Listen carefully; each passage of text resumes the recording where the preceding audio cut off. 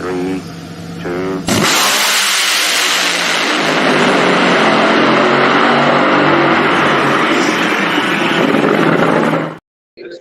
Competition Plus Power Hour live here from PRI, day number 1. It's your man, Darren Williams Jr. We got our man, Lee Craft, behind us. He's real busy here today, so he's got to go off in just a little bit, but look who we got. Great guest, badass, Nitro funny car driver, Chris King. Chris, how's it going, man? Doing great, Darren. Thanks for having me. Lee, thanks, buddy. I know you got to take off, but it's great to be here at PRI again, and we have some announcements that we've been making all day, some appearances, and it's great, man. I'm excited for 24 to get here, and great to be talking to you guys again. And like you mentioned, some big announcements being made here at PRI. It's so big. This is my first ever PRI show. I'm taking it all in, getting the experience. And like you said, big announcements here today, big plans for 2024. Some big plans for you as well for 2024. Fill us in, man. Yeah, so, I mean, big plans to me, but little plans on the grand scheme of things. I'm proud to announce that we have a new crew chief. Bob Peck from DSR is been named crew chief, and he's going to take over the reins, running the car for us. We relocated our operation down here to Brownsburg, so the race car is based here in Brownsburg and running here now. And we have status quo with our existing sponsors. Howard Cams, Competition Products, Reed Rocker Arms, Redline Oil are all staying on board as associate sponsors to help run the car. And we're excited to announce that we picked up a new sponsor with Fire Department Coffee. And we're starting an infancy relationship here, which is hopefully going to lead to some bigger and better things. And we're looking forward to working with them and first responders and expanding the programs that are already going on there. And we'll see where that leads. But it's really cool. Well, first off, Chris, I got to say congratulations on all that news. And for people who don't know, Chris King is an actual firefighter. So he's really living the dream. He's not only a Nitro funny car driver. Oh, yeah, there we go. The boss, Bobby Bennett, right behind us. Want to say anything? No, I'm just living in Darren Williams' shadow. I think that was racist a little bit, but I don't know about that. I don't think you should have said that on camera. But anyways, let's keep it going. Let's keep it going. Chris, like I mentioned, living the American dream, a Nitro funny car driver and a firefighter. You know, me and Lee always say we hate to ask these questions, how do you feel? But really, how do you feel to have Fire Department Coffee on board with you being a firefighter? I am like so happy, like doing backflips about this, because it brings my worlds of firefighting and racing together, and with a great company, Luke and John. I've known Luke for a long time, and John Bryan, his right hand man for the racing side of it. It's just, I'm super excited, super stoked, and looking forward to what we can do to better things for them, to better my program, and most importantly, do good things for first responders across the series and in the cities that we're racing in. Congratulations, man. I know you've been working hard. It is certainly good to hear the hard work pay off. And good moves, crew chief wise, moving the car down to Brownsburg. That's going to be a tremendous change and help in the effort. But you're from Chicago. We're down here in Indianapolis. Does Indianapolis have whatsoever at all a pizza scene? And I got to go. With that, all right, thanks, Lee. On the pizza thing, can't hold water to Chicago pizza. If anybody's going to argue with us, we got to talk to the New York boys. New York versus Chicago. Let's go. I'm partial. I like them both. Okay. I like them both, but you know, I gotta be partial to Chicago. Okay. Thick's the way to go. Can I be honest about something? Go ahead. I have never had deep dish pizza from Chicago, ever. Am I missing out? Well, send me your address and I will ship you one, and you will figure it out. It's pretty good. I've had New York style pizza before, but never deep dish Chicago style pizza. And I've heard it's amazing, but just never been to Chicago actually either. It's very good, and it's very filling, so be prepared. But Chicago, you know, it's a beautiful city, great touristy spot. I mean, it's gorgeous. It's just when you live there, you kind of look at things a little different. But, you know, I work on the inside, so I see things differently than most people, because I deal with people at their very best and deal with people at their very worst and everything in between. So, you know, everything is in perspective. Bigger cities are crazy. I got you. So now transitioning to food, back to the race car deal. Like you mentioned, great sponsors, Howard Cams, like you see on your shirt right there, kind of flash it to the, yeah, there we go, Howard Cams. And also Fire Department Coffee coming on board. You know, like you mentioned, new crew chief for next year, Bob Peck, who comes from DSR, and moving to Brownsburg, Indiana, where, I mean, basically everybody's stationed at in the NHRA. How much would those two moves really help accelerate your program for 2024? It's leaps and bounds. First of all, it brings the car closer to me. It's a 3-hour drive to Brownsburg from Chicago versus going 7 hours to Omaha to help Terry out. We have way more resources. All the shops are here. All the parts are here. So working the car, we're going to be way more better prepared. We're going to have, you know, more maintenance, more more parts available and things like that. So it's just all around a better situation for us. Bringing Bob in, Bob knows everybody in this world. And as you know, it's about networking and knowing people and having connections to make it work. So with our limited budget, we're able to kind of expand our program just because of the connections we're making in the doors that are opening. So it's exciting. I can't wait. And with this move, like you said, you're open to more parts and pieces and stuff like that. Does that help you, kind of gain a technical alliance with some of these bigger teams out here, being so close to them? Yeah, 100%. So obviously being in Brownsburg and with Bob being a DSR, we've already had a lot of help from the Napa boys and Hagen's team with Alex and Stretch. Those guys help me out with parts when I need to buy used parts from them, and they're recycling things. So that's been huge. But they also know that they need cars out there for the fields to make this sport as great as it needs to be. So everybody goes out of their way to help out. And being down here now where everybody's based out of, it just makes that a lot easier for everybody to help out and get these cars, because without us little guys, the car fields are going to be short, and that just makes for less of a show for NHRA. So everybody's doing what they can to help us out, and I appreciate every little bit of it. And, just to kind of add on that, we're living on dreams and hopes with this race program. Nobody thought we'd be able to pull it off. Everybody told me I was nuts and crazy and what are you thinking? But here we are doing it, and we're making it work on a very, very limited budget, and doors are opening. So our hard work, our persistence are paying off. We look professional. We look like we belong here, and we want to show and prove that we do. And, that's what I love about you. It's like, you had this dream and you stuck with it. You didn't let anybody tell you, hey, I cannot do this. You always kept that mindset, and, you're doing it now. Like you said, up in the program, and you mentioned the little guy. This past countdown in the NHRA, especially in funny car, we saw so many upsets. We saw Dave Richards win rounds. We saw Alex Laughlin finish in the top 10. Does that, for a little guy like you, give you kind of hope to say, hey, we can go out there and compete with the big boys day in, day out? Absolutely. These cars are insane. And obviously we don't have the budget to run our car on the fine edge like they do every run. But with our program improving and bringing Bob in and what we're hoping to do with our parts, we're going to be right there. We may be running 399, 4.0, but we're going to be that car that when people stage against us, they're going to know we have to have our stuff together. Otherwise, they're going to beat us. So I want to be that guy. I want people to cringe when they see that they have to line up next to Chris King in the staging lanes. I want them to know that we're not a duck. We're going to be there. We're making full passes. We're getting down the track. And if they don't have their stuff together, I almost said the bad word. You can say it on here. You can say it on here. If they don't have their shit together, we're going to be there, and that's the facts. We're right on the cusp of greatness. We just need to find a little bit of financial help to put us over the hump, and then we'll be up there with the big boys and maybe racing full time for championships. Will 2024 be the year where you make your first 3-second pass? And if you thought about that, what would it feel like going 3 seconds at 1,000 feet? You just gave me the goosebumps even mentioning that, thinking about it. I'm excited, and I think we can do it. The car is good, our base is good, and we're working in the right direction. Every race we were at last year, we improved. We were running better and better and better until we blew up the motor, and it kind of set us back a little bit. And that was just mistakes on my part and just lack of maintenance and knowledge and just a learning curve as a new team owner and driver and things like that. So with all that behind us, I mean, it's only going to get better. So our goal is to come out initially and be the 420, 415 car, and then creep down to the 4.0s and be consistent 390s, 4.0s. And that's kind of what you have to do, right? It's like, progressively getting better. And, when you go up against a Hagen or a Caps or something like that, keep them honest. Don't go out there and try to rotate the earth. If they mess up, hey, your 420 will get down the racetrack and get the round win. And that's kind of like the mindset you kind of have, right? Yeah, absolutely. And in this sport, anything's possible. Things happen. I just have to go up there and do my job as the driver, work on cutting good lights, which my lights are pretty decent.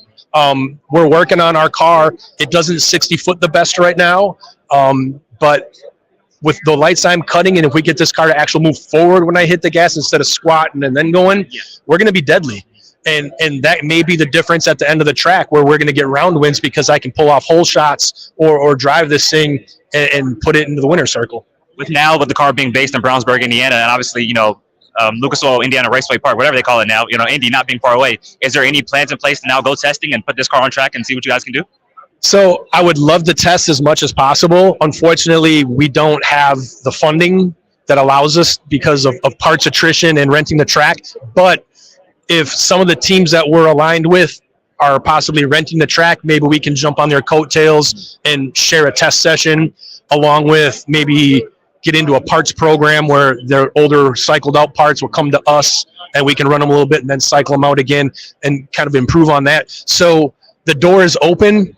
Where it leads from here, I have no idea, but I'm anxiously waiting to see what happens and pessimistically happy and excited to see what's going to unfold. And yeah, it's a lot, man. My mind has not slowed down since I got here because of everything that's happening, and I'm just looking forward to doing what I want to do, and that's be a race car driver. I can tell. I can see on your face. You're really excited right now. I can see it. Yeah, it's overwhelming, Darren. It really is, and it's so much to take in. You have these meetings, and like Antron told me so much gold advice when we had our little discussion the other day, and it's like, wow, man, it's no reason why you're at where you're at. Wow, things that I never even thought about. And then I sit there driving back to my hotel processing this. I'm like, man, wow. I don't even know what to say. Wow, that's all I can say.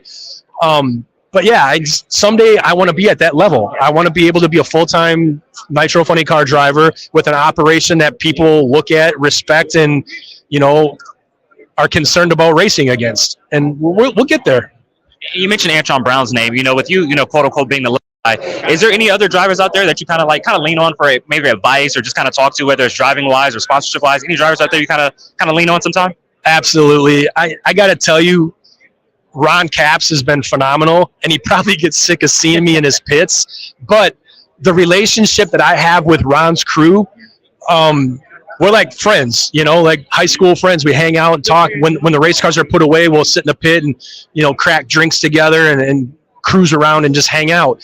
And they're there 100% to support our team with if we need a nut or a bolt or something that our car's quite not right with. They'll come over, and T-Buck and Guido, they've been phenomenal with this opening their arms to us for whatever we need. And now with bringing Bob into everything, his relationship with them, because he was with them, it just opens that horizon more. And I can't thank the Hagen boys either. Matt's always been cool to me ever since I became a pro driver. Welcomed me with open arms, and has always been there and supportive of what we're doing. But yeah, it's crazy. Those guys are rock solid, and all the drivers are cool. Yeah, everybody's there to help each other out. Nobody's really given me the cold shoulder or been too dickish. But obviously, when we put our helmets on and strap into cars, it's a different story. But when you're walking around the pits, if you need something or someone's got something to say and it helps us, we'll gladly talk to them and lean on them for help. You mentioned Matt Hagen, and the reason I want to ask is, me and Lee were talking about this. Nothing in this sport ever goes away. Like, everything just kind of gets recycled and everything like that. You run a Dodge body. Is that an old DSR Dodge body? It is. It is. It's a Gen 1. Believe it or not, Gen 1 DSR body. I don't know exactly whose it was. I think it might have been Matt's. But it had been recycled a few times before it made its way to me. And truly, it looks beautiful with the wrap we have on there. But it is god awful to drive because the vision out of that is so narrow. The tunnel is so long, and it's heavy. But it's what I got. Yeah. And I do have a spare body, which is a Toyota, which is the car we drove in 21 with the X-ray wrap on there. But that car, again, is a ancient land sled, and it's there in case we need it. But I desperately need to improve with upgraded chassis and hopefully some newer, more technologically advanced bodies, aerodynamics, and lighter. But yeah, I mean, most of our stuff is recycled parts that are second, third round used. I bought off somebody for a decent price, but we make it work. Yeah. And that's all that matters. And I'll be honest, that Gen 1 Dodge body is one of my favorite bodies out there. It's a beautiful looking body. Like I say, it may be hard to drive out of, but just looking at it aesthetic wise, good looking body. Yeah, it's got good body lines. It looks cool, but man, when the first time they put that thing down when I was strapped in the car, I'm like, oh my.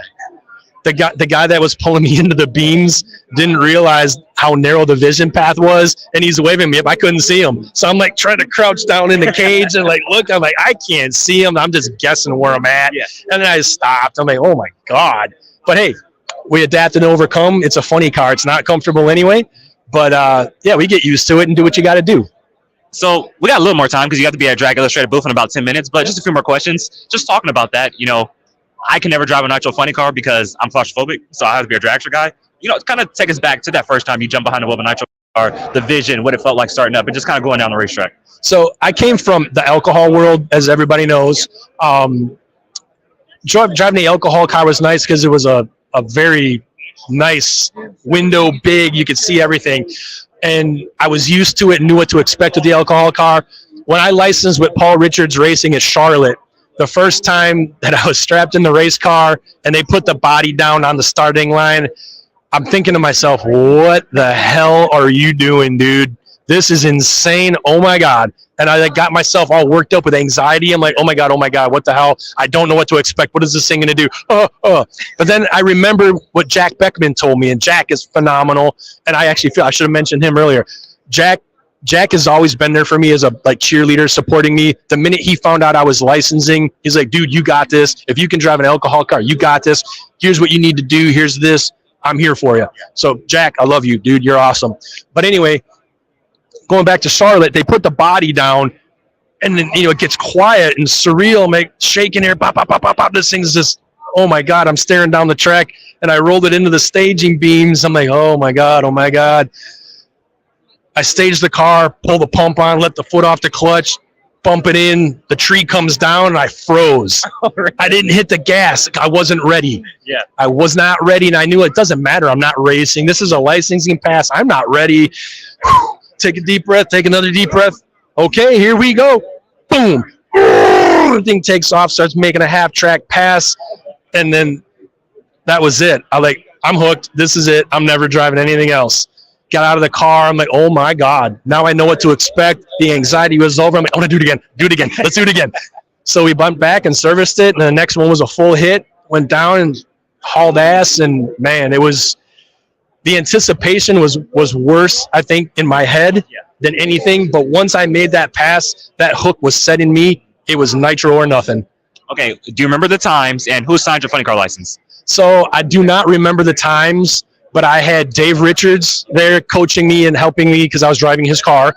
And then Paul Smith was the tuner, and Paul Smith was running Paul Smith Drag Racing School and all that stuff. So Paul Smith was there. At the time we were testing, that was back when Tanner Gray was running Pro Stock. So he was running there.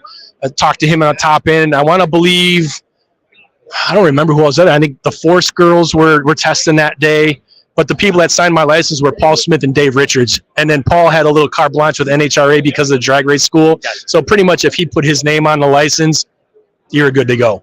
It's funny that you say that story because, Selzy has told the story of when he first got jumped behind the wheel of the Winston Top Fuel dragster, and how when they started up, he's like, I want to crawl out of this thing. It was like the cackle and everything. Ron Capps, they said the first time they lowered the body, he was like, I don't know, what did I get myself into? But you guys just seem like, well, first off, you guys are crazy, so you guys are crazy. But you guys are able to just kind of turn this thing off in your head where it's like, hey, I'm here, I'm going to do this, I'm going to get down this racetrack. And you guys are human, really, because, I couldn't do it. I couldn't do it. So the claustrophobia thing didn't bother me because of being a fireman, wearing masks and being in tight stuff and zero visibility. So I was fine with that tightness and being crammed in there. What was weird is like the unknown. Do it. You started up on the stands, the body's off. You hear, it's crazy because it's slapping you around. They're like, yeah, I got this. But it becomes real when that body comes down and they latch it because the sound changes. And then you're like, wow, I'm about to drive this thing. So, yeah, the anticipation and the mental aspect of it, once you get past the initial, oh shit factor, then it's like go time. So now, because of being accustomed to it, you get butterflies before the race and you get a little worked up. I like to sit in the car a little early, take some deep breaths, close my eyes, kind of get in the zone. But the minute they start that car, it's like all that goes away. It's go time. It's like muscle memory, right? I know what I got to do. I make sure it's in forward gear, burnout, okay, reverse, back up, don't drag the clutch, don't drag the brake, don't heat the clutch up too much. So it's like it becomes second nature. So your mind is so occupied with the routine that you don't really think about the anxiety or the butterflies about what you're going to do. But if you sit and think about it, man, I'm about to hit 11,000 horsepower to go 300 miles. What am I thinking? And it's the same thing, as a former athlete, we're going to got a few more minutes, I always say this, like, hey, I never driven a race car, but right before a game, I'll get nervous, but as soon as that ball goes in the air and the tip ball, all that just goes away. Like, I'm clear-headed, task at hand, focused, and, just playing my game. Yeah. Questions for me. Plans for next season. When can we see you out there? Obviously, limited schedule. When can we see first race out? And also, your plans for the rest of PRI. What are you trying to accomplish the rest of the days? Well, PRI is about networking and contacting with your current sponsors and just solidifying those relationships. This is definitely not the place to go searching for sponsors. Prospective racers or anybody coming to PRI, this is not the place to drop your decks or try to hunt sponsors. So I have a busy schedule doing appearances and interviews and representing my current sponsors and things like that. So it's go for me. As far as our schedule, we're looking to debut in Gainesville right away and get a baseline for the car. And then we're going to be trying to run 6 races, and they'll be the Midwest races like we did last year. It's a schedule unless some bigger finance partners or some bigger marketing partners come on board that allow us to expand the program. But again, we're self-funded, living on dreams, so we'll do what we can right now unless something changes. But yeah, you'll see us definitely back out in 24 in the Howard's Cams Competition Products Funny Car as of now. But if that changes, there'll be announcements and we'll change the wrap and driver suits and whatever. Sounds good. Well, thank you for your time, Chris, and best of luck to you for the rest of this weekend. And can't wait to see you out there in 2024, man. Thanks, Dan. Thank you for your time. I appreciate it. Lee, Sure, guys. hit that Competition Plus Products commercial and let's get out of here. Thanks, Chris. Competition Products, your source for hardcore engine parts for street, strip, and oval track. Our free catalog is packed with hundreds of product lines from the best-known manufacturers in the performance industry. Lowest prices guaranteed. Free shipping and handling on all orders over $149 in the continental U.S. Need expert advice? Our knowledgeable staff is just a phone call away. Competition Products, race parts sold by racers since 1970.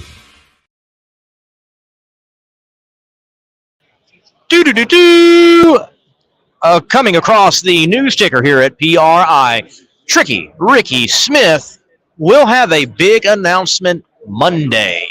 We don't know exactly what it is. We expect that he'll be fighting the monkey again, and that this rematch, he hopes, with the age in the senior monkey, that though he's a senior citizen, he will win. But no, we have a serious announcement from Tricky Ricky Smith. Looking forward to that. PRI just stirs everything up. Yeah. I'm kind of wondering, like, what could it be? Obviously he's come out of retirement, in and out, like, Top fuel. Tricky Ricky Smith goes to Top Fuel. Oh my goodness. That's what I'm saying. Oh my goodness. If it was, he did the hit. He did. You can't get off Nitro. He did. I was about to say something, but this is a family show, so I'm not going to say it. But man, if that's the announcement, that would be great. That'd be cool. What are the chances of that? I think the chances are high. Tricky Ricky Smith goes Top Fuel Racing. I like it. What staging games could he do in a Top Fuel car? Not many, because if he hangs people out, he's probably going to cuss out at the top end. But who really wants to cuss out Tricky Ricky Smith, though? I don't want to be in that battle. Yeah, I don't want to be in that battle. I don't want to be in that battle either. So I don't want to mess with Ricky even to this day. And he didn't get mad on you. Exactly. Yeah, I'm good. Yeah. Hey, if I'm the other person, I'm gonna just do my own deal, just stage real quick. But that's I don't know what it could be. Obviously, Bobby Bennett just came by and said, "Hey, big announcement from Tricky Ricky Smith on Monday." So we'll have to just stay tuned and see. But if it is him going to Top Fuel, great. But if it's also somebody filling the role of his car, this is a big announcement, so it has to be something big. Big announcement. Yeah. Probably actually big instead of one of the biggest. We're not gonna let this up, huh? No. I can't look. It's not often that the NHRA creates a graphic for an announcement, and they created a graphic for this announcement. They did, and they did. No. They set themselves up for this. It is a big announcement, but of course, not one of the biggest. Not one of the biggest. You're right. You're correct. The sport is not changed. Bad PR from the NHRA, but hey, stuff happens, and still a big announcement. And Top Fuel's gonna be loaded next year. Let's just say that Top Fuel will be loaded. Yes, It is going to be absolutely insane. If you thought it was already insane, it becomes. I don't know if insaner is a word, but it's insaner. I mean, you got to think. So not only Tony Stewart, but you got Jasmine Salinas coming over, who's supposed to go full time next year. Sean Reed's supposed to be going over next year. Still big news to come from another driver who'll be going, maybe not full time, but will be out in Top Fuel next season. So not to mention all the full time cars we had this past season. So Top Fuel is going to be stacked, and man, watch out for 2024.